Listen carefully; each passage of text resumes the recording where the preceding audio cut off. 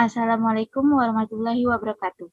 Di sini kami akan mempresentasikan hasil diskusi kami mengenai perkembangan hukum administrasi. Sebelum itu, perkenalkan nama saya Berlisa Sabania dengan NIM B1A12124 dan rekan saya Putri Kinanti dengan NIM B1A1211226. Baiklah, materi yang pertama akan dijelaskan oleh saya sendiri. Teori pembagian kekuasaan. Pembagian kekuasaan adalah sebuah prinsip di mana kekuasaan negara sebaiknya tidak diserahkan kepada orang atau satu badan saja. Salah satu tokoh yang pertama kali mengemukakan konsep pembagian kekuasaan adalah John Locke, seorang filsuf dari Inggris. John Locke memisahkan kekuasaan menjadi 3 kekuasaan negara, yaitu yang pertama kekuasaan legislatif, yakni kekuasaan untuk membuat undang-undang. Yang kedua, kekuasaan eksekutif, yakni kekuasaan untuk melaksanakan undang-undang, termasuk di dalamnya pengawasan terhadap pelaksanaan undang-undang atau yudisial. Dan yang terakhir, kekuasaan federatif, yakni kekuasaan yang termasuk kedua kekuasaan di atas. Misalnya kekuasaan untuk hubungan luar negeri, hubungan antar alat negara, baik intern maupun ekstern. Yang kedua, ada pendapat Montesquieu.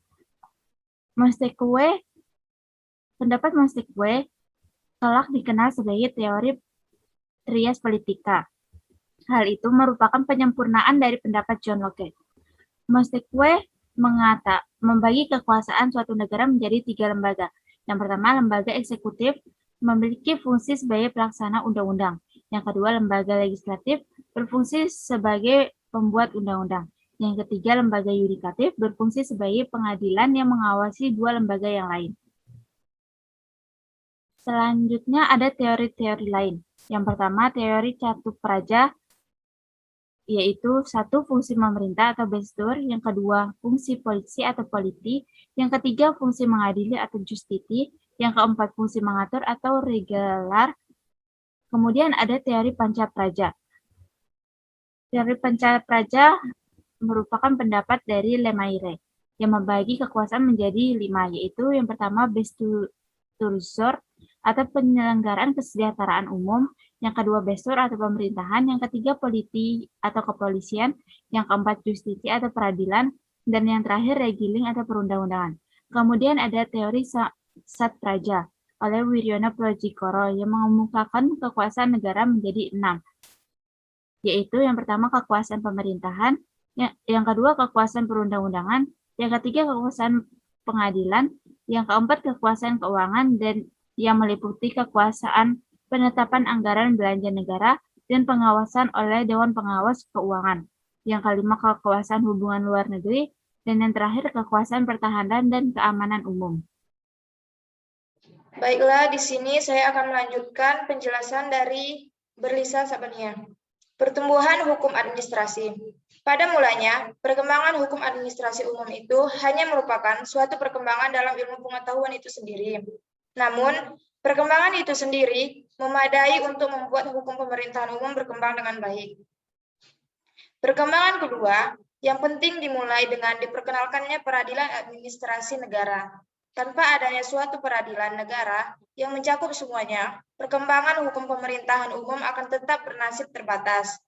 Perkembangan ketiga dimulai manakala pembuat undang-undang memutuskan dengan menyelaraskan tindakan-tindakan pemerintah untuk menerapkan undang-undang umum.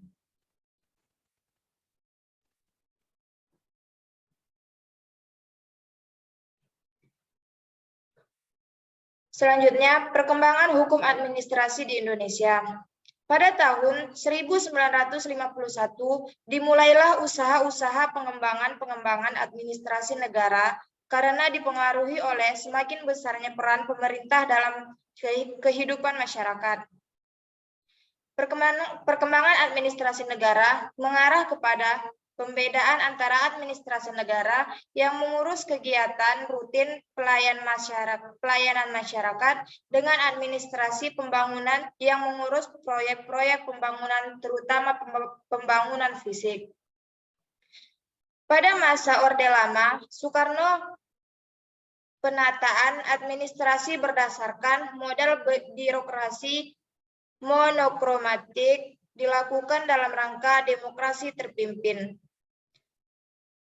Orde Baru lahir dengan diawali berhasilnya penumpasan terhadap G30 SPKI pada tanggal 1 Oktober 1965. Baiklah, sekian penjelasan dari kami. Terima kasih.